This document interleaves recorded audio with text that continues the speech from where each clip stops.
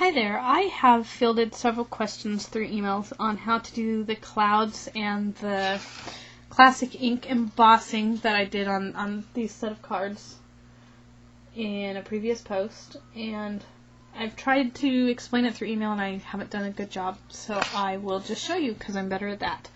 So I just took some scratch pieces of paper and freehand cut out some cloud lines, and you just take your classic ink and a sponge, and I'm using brocade blue ink. Ink up your sponge, and you want to start at the top of your paper, and I always hang a cloud off the top a little bit, and go ahead and ink it up. Get that one. And my personal preference, I like to start out darker at the top and fade as I go down.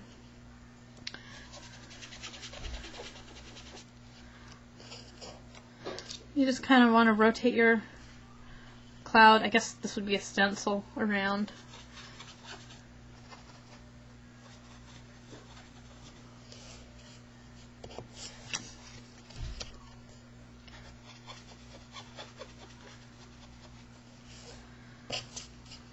And you can do as many or as little as you want.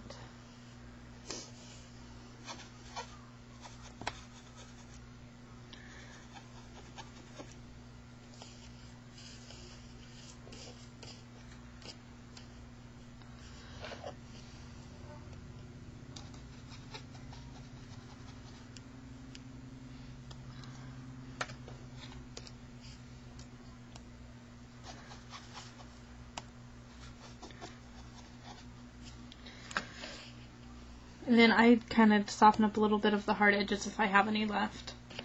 And there are my clouds. Sorry. And next would be the classic ink embossing. So I take my stamp, and since this is a large image, I prefer to apply my ink to the stamp instead of the other way where you're putting the stamp to the ink pad. And just make sure you get the Versamark ink all over the image. And then you take your classic ink. For this one I am using Rose Red. And you just ink up your image. I have been asked if the Versamark will ruin your ink pad. This is my most common way of embossing. I've been doing it for 3.5, 4 years now. And I haven't seen any side effects in my stamp pads yet. So I guess use at your own risk, but so far the risk is very minimal, for me at least. And then just place your image down and get your clear embossing powder, which I have mine in a tub because I use it the most and it makes it easier than having to go get out my powder pal every time. And just put your ink on there and grab your heat tool.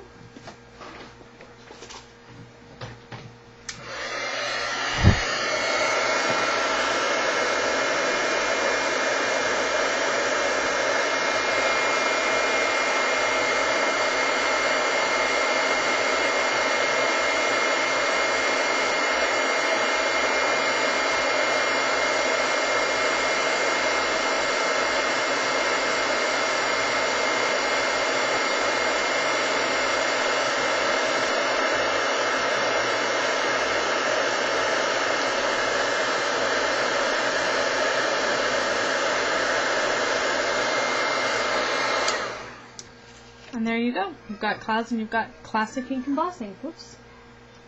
I can get some of that on there for you. Have a good day.